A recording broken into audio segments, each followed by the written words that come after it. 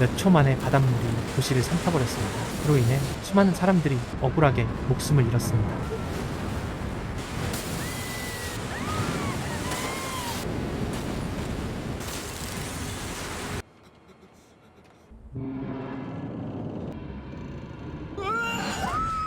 그렇지만 이상하게도 그 남자는 전혀 다치지 않았습니다.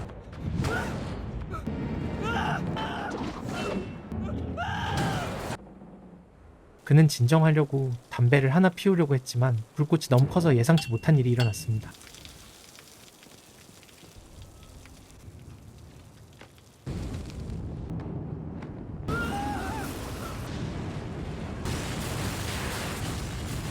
쓰나미 징후는 몇 시간 전부터 나타나기 시작했습니다.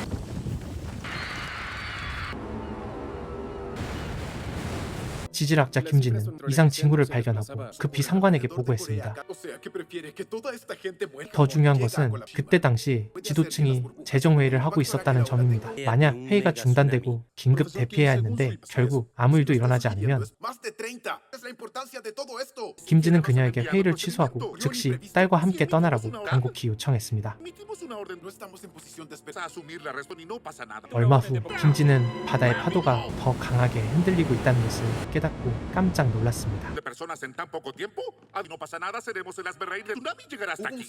그때 비서가 급하게 달려와 상사가 시민들에게 대피를 빠르게 알리라고 지시했다고 전했습니다. 사실 숙주는 비밀 정보를 이미 받았던 것입니다. 몇 분 전 첫 번째 쓰나미를 맞이했다고 합니다. 경찰의 호위 아래 고위급 관료들이 먼저 탈출했다고 전해졌습니다. 이제야 시민들에게 대피를 알린다면 이미 너무 늦은 상황이었습니다.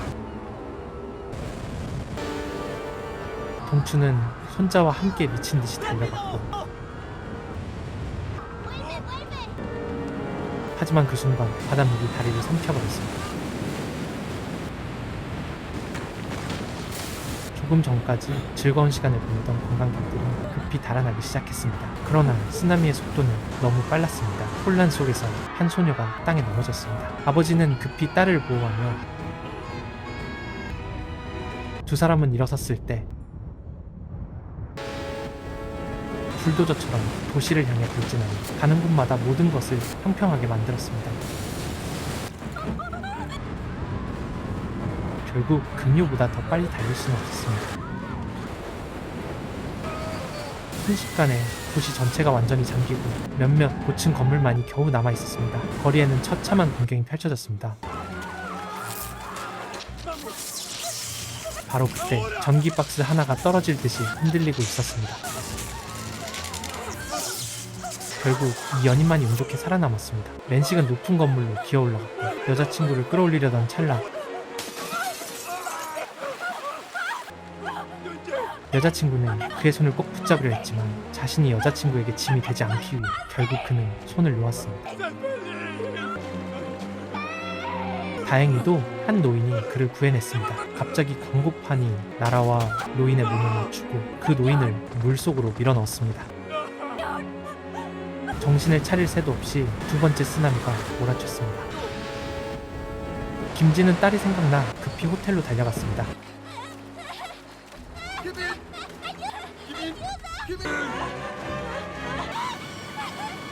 아래로 깊은 절벽을 내려다보며 김진은 극도로 두려워했습니다. 그 후 두 사람은 무사히 옥상으로 올라갔지만 바닷물이 그녀를 삼킬 위기에 처해 있었습니다. 자신이 살아날 수 없다는 것을 알게 된 유진은 딸에게 마지막 말을 남겼습니다. 엄마는 너를 많이 사랑한다고 하는 말을 남기고 유진은 물에 휩쓸렸습니다. 하지만 그 순간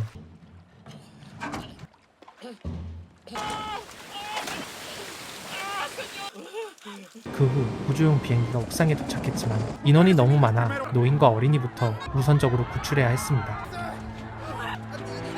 한 친절한 노인이 그녀를 안아주었습니다. 그때 군중은 공포에 질려 바다를 바라봤습니다.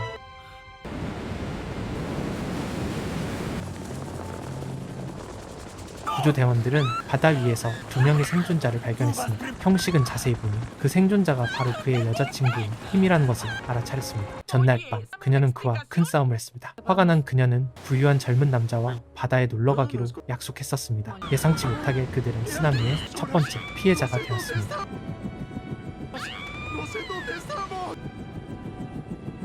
형식은 주저없이 물속으로 뛰어들어 그들을 구하려 했습니다.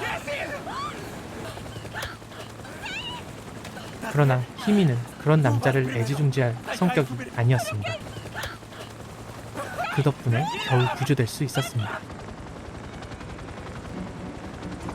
하지만 중간에 그 남자는 깨어나서 발버둥쳤고 결국 우연히 바다로 떨어지고 말았습니다.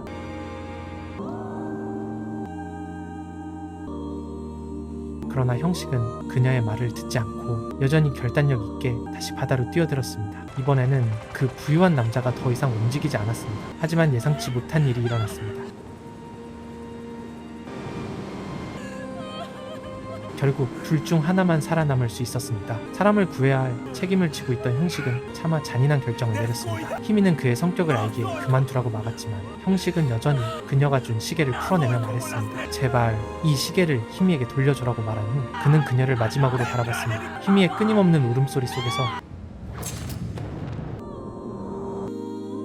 결국 착한 사람은 젊은 나이에 세상을 떠나고 문제를 일으킨 자는 계속해서 공기를 낭비하며 살아갔습니다.